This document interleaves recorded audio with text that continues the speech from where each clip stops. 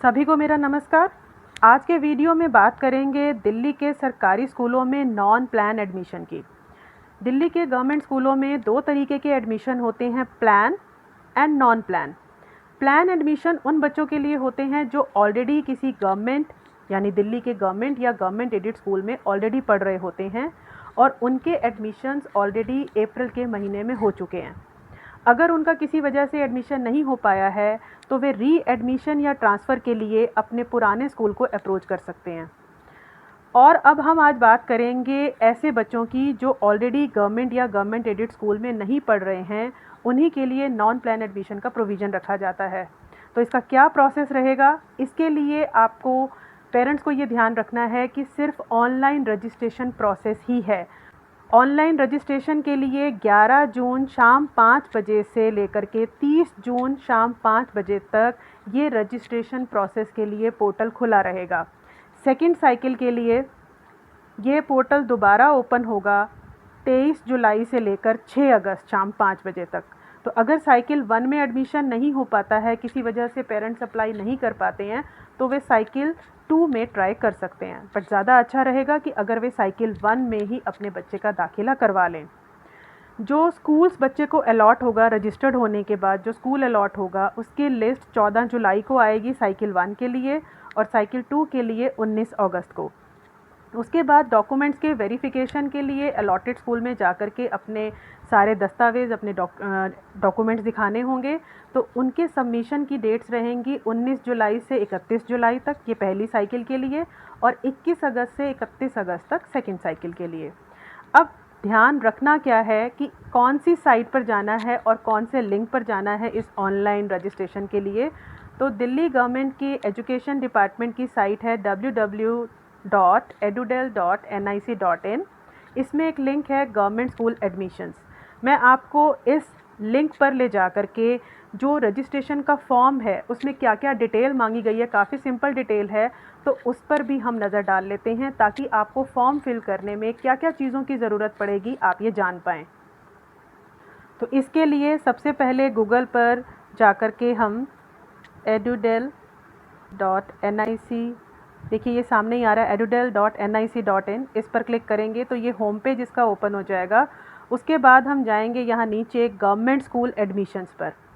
अब government school admission देखिए यहाँ पर ये रिफ्लेक्ट भी हो रहा है, new admission in class 6 to 9, guidelines for parents. जिस सर्कुलर को लेकर के मैं वीडियो बना रही हूँ उसमें भी गाइडलाइंस हैं। उसके बाद आप देखेंगे online registration form, last date 30 June. तो इस पर हम क्लिक करेंगे, रजिस्ट्रेशन फॉर्म खुल जाएगा। तो सबसे पहले आप देखिए कि चिन्हित बिंदु जानकारी अनिवार्य है, यानी कि जिस पर भी इस तरह का स्टार का निशान लगा हुआ है वहाँ जानकारी देना ज़रूरी है, नहीं तो फॉर्म सबमिट नहीं होगा। दस्तावेजों के सत्यापन के दौरान दी गई जानकारी यदि सही नहीं पाई गई तो बच्चा प्रवेश के योग्य नहीं होगा, यानी आप जो भी जानकारी दे रहे हैं वो आपके कागज़ों से मैच करे। अभ्यर्थी अपना सही व वैध मोबाइल नंबर अवश्य दे ताकि उनके प्रवेश संबंधित जानकारियां समय समय पर आपको भेजी जा सकें, क्योंकि जब आपका रजिस्ट्रेशन हो जाएगा, सक्सेसफुली सबमिट हो जाएगा, तो आपके मोबाइल पर आपको एसएमएस भी आएगा और भी आगे की जो भी जानकारी होगी वो आपके मोबाइल पर आपको एसएमएस द्वारा सूचित की जाएगी। तो अपना सही मोबाइल नंबर दें। उसके बाद है ऑनलाइन आवेदन पत्र जमा करने से वांछित निकटतम विद्यालय में प्रवेश की गारंटी नहीं है। अभी हम फॉर्म में देखेंगे कि आप अपना स्कूल चूज़ करेंगे जो आपके घर के नज़दीक होगा, लेकिन फॉर्म भरने का मतलब ये नहीं है कि जो स्कूल आपने चूज़ किया वो आपको मिल ही जाए। ये सब वहाँ पर उपलब्ध सीटों की संख्या के अनुसार ही किया जाएगा।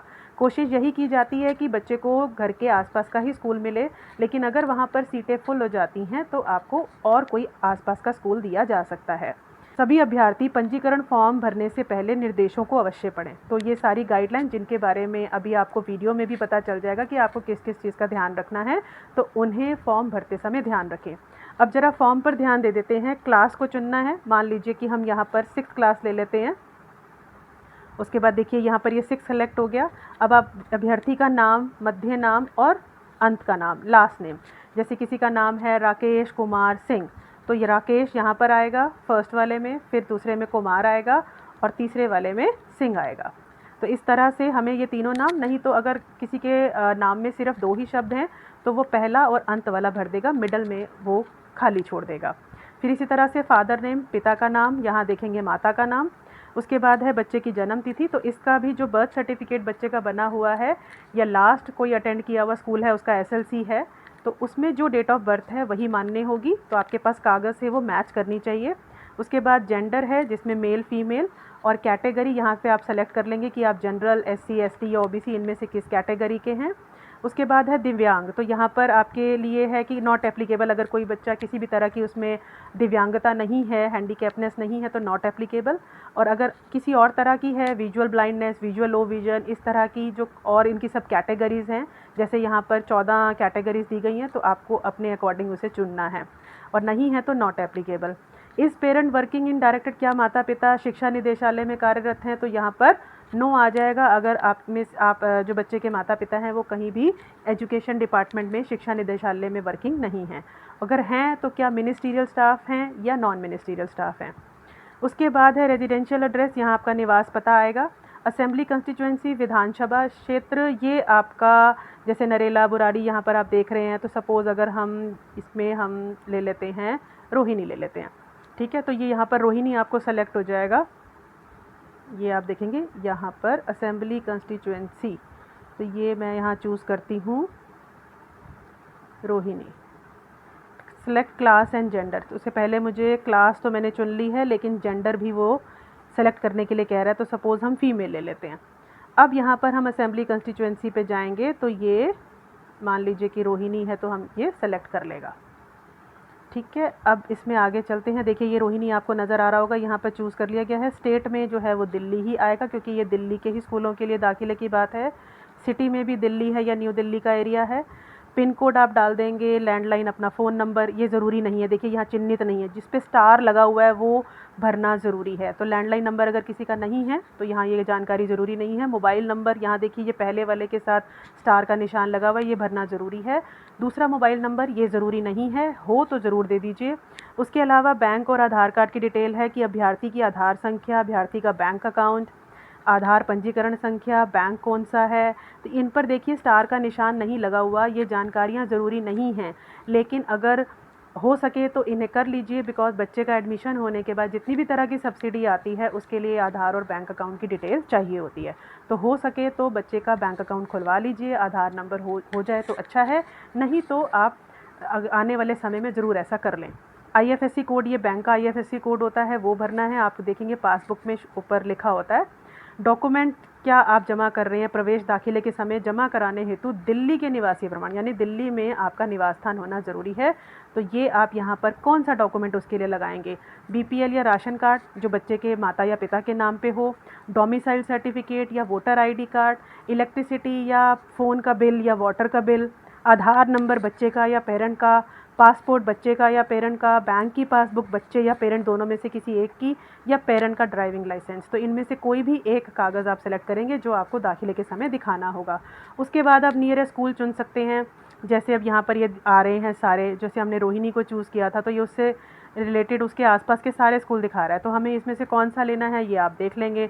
जैसे आप सपोज़ करिए हमने BT ब्लॉक ले लिया, और कहाँ से 2020-21 में पिछली कौन सी क्लास है, पिछली कक्षा कहाँ से उत्तीर्ण की है, तो उसके लिए है कि कोई डायरेक्टरेट ऑफ एजुकेशन का, दिल्ली के शिक्षा निदेशालय का अनएडेड स्कूल है, या म्यूनिसिपल कॉरपोरेशन का अनएडेड स्कूल है, या गवर्नमेंट एडेड है अनएडेड स्कूल NDMC का है, दिल्ली कैंटोनमेंट बोर्ड का है, या कोई और रिकॉग्नाइज स्कूल है दिल्ली से बाहर का, या जो पिछली क्लास पास की है वो पिछले सेशन में नहीं की है, 2-3 साल पहले की है, या घर पर ही पड़ा है। तो ये सारी कैटेगरीज़ यहाँ पर एप्लीकेबल होंगी। ये सब डिटेल्स आप ठीक से डाल लीजिए, और सबमिट करने से पहले एक बार अच्छे से चेक कर लीजिए कोई डिटेल गलत ना हो। फिर आप यहाँ पर नेक्स्ट का बटन दबा देंगे तो आपका आगे सबमिशन के लिए नया पेज खुल जाएगा।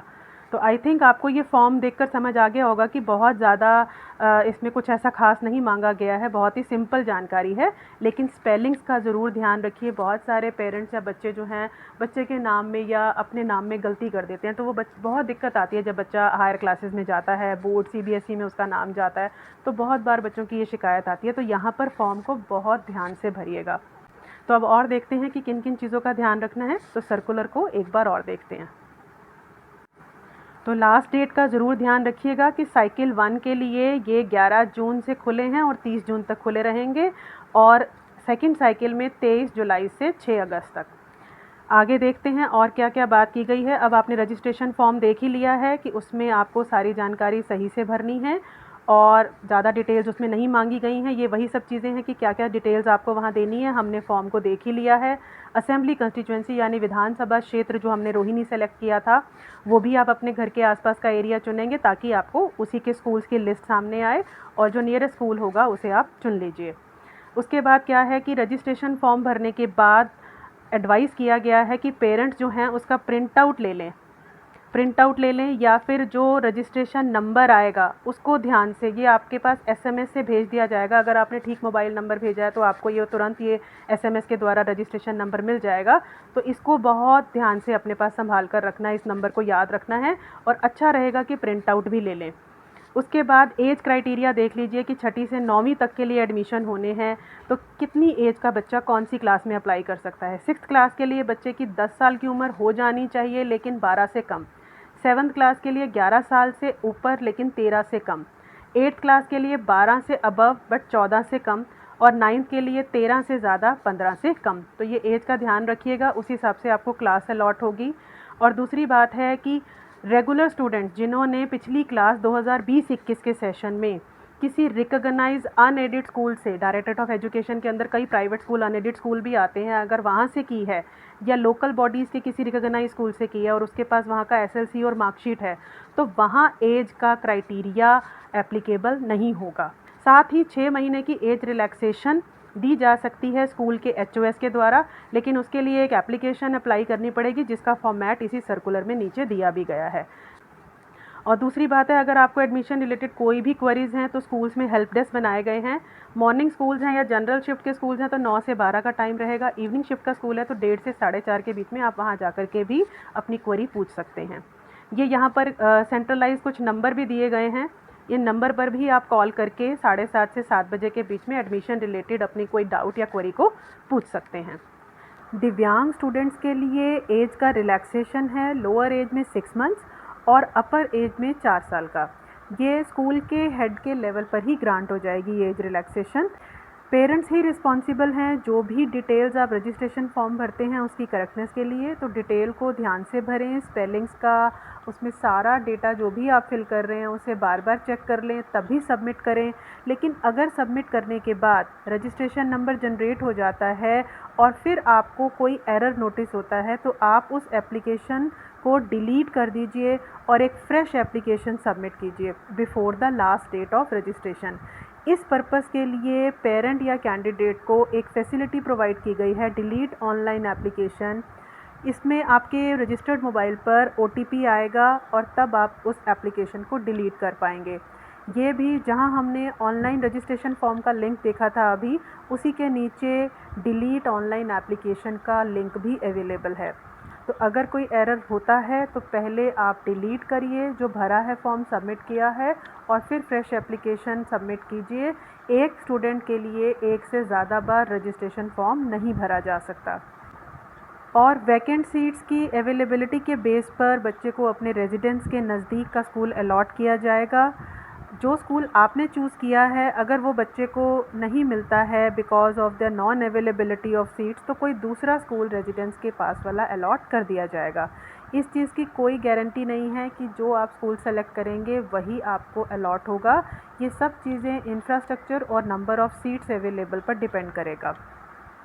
रेजिडेंस प्रूफ के डॉक्यूमेंट्स के तौर पर या तो BPL कार्ड या राशन कार्ड किसी भी एक पेरेंट के नाम पर जिसमें बच्चे का नाम आ रहा हो, चाइल्ड या बच्चे का डोमिसाइल सर्टिफिकेट, जब एक स्टेट से दूसरे स्टेट में आते हैं तो दूसरी स्टेट में रहने का डोमिसाइल सर्टिफिकेट बनता है, या तो ये हो, वोटर ID कार्ड हो किसी भी एक पेरेंट का, बिजली का बिल, फ़ोन का बिल या पानी का बिल किसी भी एक पेरेंट के नाम का, या फिर बच्चे के नाम की या पेरेंट के नाम की बैंक की पासबुक, बच्चे या पेरेंट के नाम का आधार कार्ड, बच्चे या पेरेंट के नाम का पासपोर्ट, या फिर पेरेंट का ड्राइविंग लाइसेंस।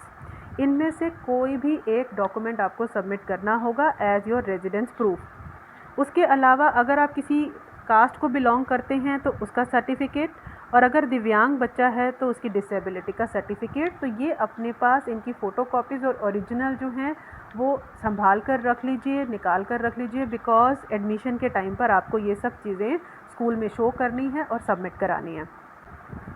जो स्टूडेंट प्रेजेंटली स्टडी कर रहे हैं, एनरोल्ड हैं किसी गवर्नमेंट स्कूल में, वो नॉन प्लान एडमिशन्स के अंतर्गत एडमिशन के लिए अप्लाई नहीं कर सकते। वे सिर्फ ट्रांसफ़र के लिए अप्लाई कर सकते हैं और उसके लिए भी उन्हें अपने प्रेजेंट स्कूल को जेन्युइन रिकॉर्ड्स के साथ जेन्युइन ग्राउंड्स पर एप्लीकेशन देकर अप्लाई करना होगा।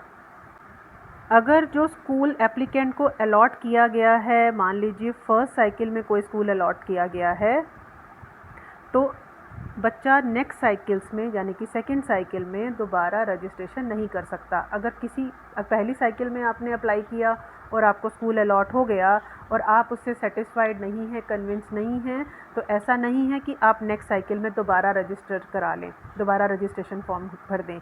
ऐसा करना अलाउड नहीं होगा। सेकेंडली, एप्लीकेंट अपना स्टेटस चेक कर सकता है अपनी एप्लीकेशन का उसी वेबसाइट पर जा कर के, और रजिस्ट्रेशन नंबर एंटर करेगा तो उसे डिस्प्ले हो जाएगी वो लिस्ट जो अलॉट किया गया है स्कूल्स को, कैंडिडेट्स को जो स्कूल्स अलॉट किए गए हैं उसकी लिस्ट। जैसे कि अभी हमने फर्स्ट साइकिल के लिए क्या देखा था कि 30 जून लास्ट डेट है और 14 जुलाई को ये लिस्ट डिस्प्ले हो जाएगी। तो आप वहीं एडुडेल की साइट पर जा कर के अपना रजिस्ट्रेशन नंबर डालेंगे तो आपको अपने अलॉटेड स्कूल की लिस्ट सामने दिखाई दे जाएगी। ये आपके सामने उस एप्लीकेशन का प्रोफार्मा है जो एज रिलैक्सेशन के लिए एप्लीकेंट HOS को सबमिट करेंगे। तो इसमें ये डिटेल्स हैं। अगर किसी को एज रिलैक्सेशन की ज़रूरत है, नीड है, तो एप्लीकेशन इसी फॉर्मेट में, इसी प्रोफार्मा पर इसका प्रिंट आउट ले लेंगे और इसी प्रोफार्मा को HOS को सबमिट करेंगे। ये सारे उसके साथ डॉक्यूमेंट्स आपने कौन कौन से अटैच किए हैं, नीचे HOS के सिग्नेचर होंगे, फिर ये आगे एप्लीकेशन ट्रांसफ़र फॉरवर्ड होगी और फिर आगे साइन होने के बाद, ग्रांट होने के बाद आपको इन्फॉर्मेशन दे दी जाएगी। So this was all about कि नॉन प्लान एडमिशन के अंतर्गत रजिस्ट्रेशन फॉर्म फिल करने के लिए आपको किन किन चीज़ों की ज़रूरत होगी, और जब आपको स्कूल अलॉट हो जाएगा तो आपको एडमिशन के टाइम पे कौन कौन से डॉक्यूमेंट स्कूल में सबमिट कराने हैं, कौन कौन सी चीज़ों का ध्यान रखना है, कौन सी लास्ट डेट्स हैं, एज क्राइटेरिया क्या है, रिलैक्सेशन अगर लेनी है तो उसके लिए आपको क्या फॉलो करना है, इन सभी की जानकारी इस वीडियो में दे दी गई है। प्लीज़ इस वीडियो को शेयर कीजिए, बिकॉज़ बहुत से बच्चे इन चीज़ों को लेकर के कंफ्यूज रहते हैं। बहुत लोगों को पता ही नहीं चल पाता कि कब गवर्नमेंट स्कूल्स में एडमिशन ओपन हुए और हमें क्या करना चाहिए था, कैसे फॉर्म भरना था, किन डॉक्यूमेंट्स की ज़रूरत थी, क्या गलती रह गई, क्या दोबारा मौका मिलेगा या नहीं। तो इन सभी जानकारियों के लिए इस वीडियो को अपने और साथियों के साथ और स्टूडेंट्स के साथ शेयर कीजिए, सो दैट कि वे इसका बेनिफिट ले सकें। और इसी तरह की यूज़फुल इन्फॉर्मेशन के लिए, साइंस की एक्टिविटीज़ के लिए बने रहिए मेरे चैनल के साथ, सब्सक्राइब कीजिए। मिलते हैं अगली वीडियो में। Till then, bye bye, good luck.